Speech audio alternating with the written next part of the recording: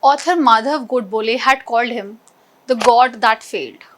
Margaret Fisher said that his life, personality, and works are a confusing welter of words. And Ramchandra Guha criticized him for being romantic in the politics. All this defined the contested legacy of the first Prime Minister of our country, Jawaharlal Nehru. As the first PM of independent Bharat, he is often remembered for his significant contributions to nation building. However, he is also largely criticized in equal measures for his inefficient policies and problematic decisions. These problematic decisions led to various setbacks during his tenure, for which the nation is still paying a heavy price. Jawaharlal Nehru was born with a silver spoon. Our first PM was a product of Harrow School in London, known for producing prime ministers and monarchs in Britain. In this particular school, students were trained to be administrators, and Nehru got his training in Western diplomacy through such institutions.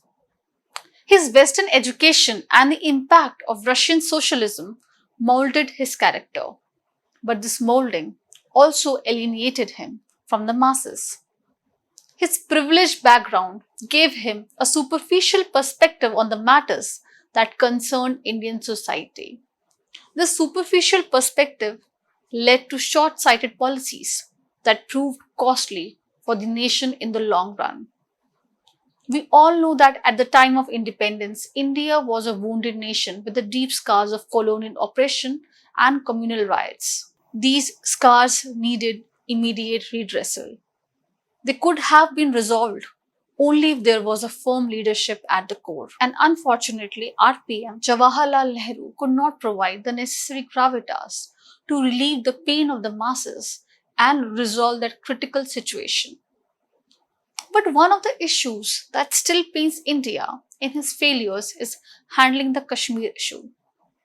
Following the partition of India in 1947, Kashmir emerged as a bone of contention, with both India and Pakistan laying claims to it. This contention led to Kashmir War in 1947-48. During this period, Nehru made a blunder. He took the Kashmir issue to the United Nations. As a result, the UN intervened, and this intervention led to the establishment of the line of control, which has since been a source of constant conflict and instability in the region. A major chunk of our resources and manpower is deviated to resolve this crisis every year in Kashmir. The political instability in Kashmir is largely a product of Nehru's mishandling, his blind faith in Sheikh Abdullah, and his reluctance to actively engage with Maharaja Hari Singh. Our own PM was ready to sign the Treaty of Confederacy with Kashmir, granting it an autonomous status. Had the treaty materialized, India would have lost Kashmir forever. It means he was completely ignorant of the strategic importance of Kashmir and the mountainous terrains of the Karakoram range. He was ready to give up the land at the suggestion of Sheikh Abdullah, who wanted him to cede the territories which are culturally different from mainland Kashmir.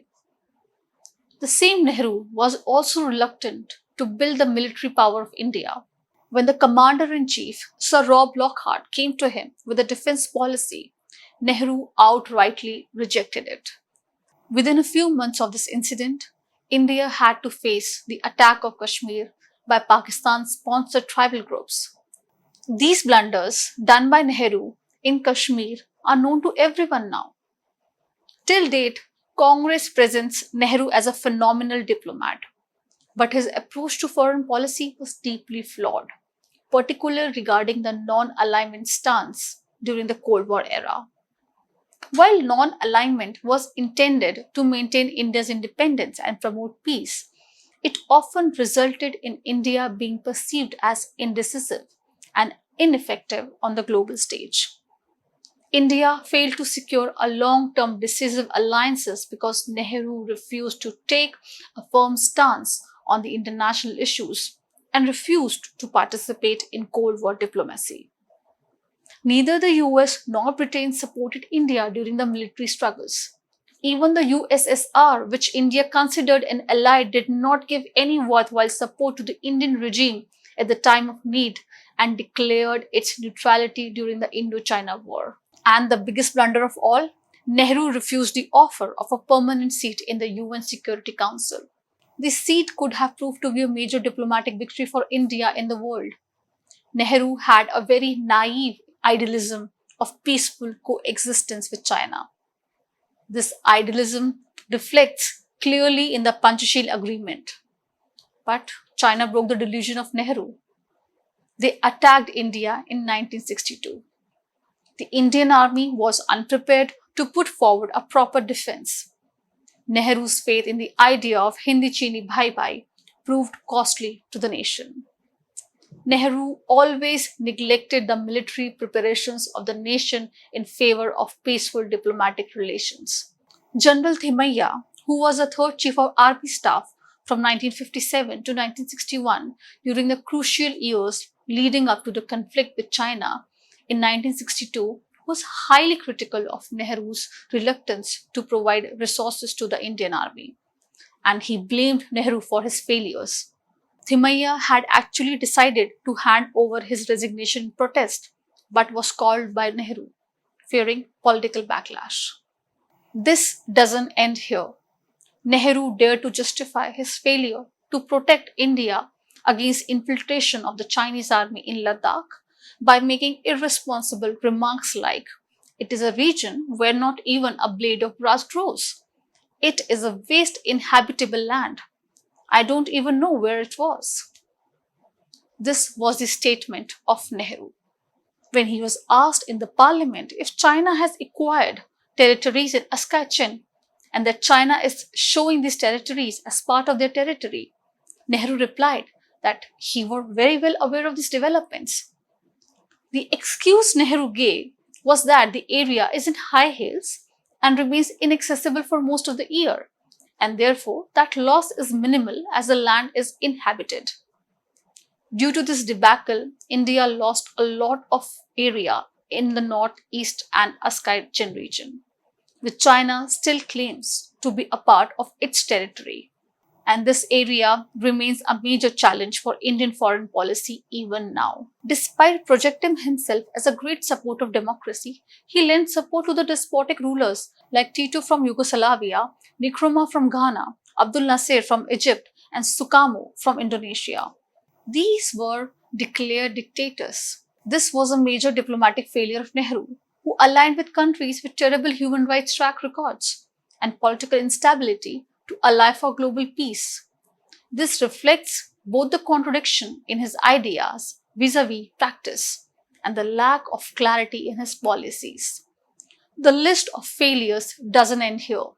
He failed Bharat on the domestic front too. His policies failed to offer a vision for the future.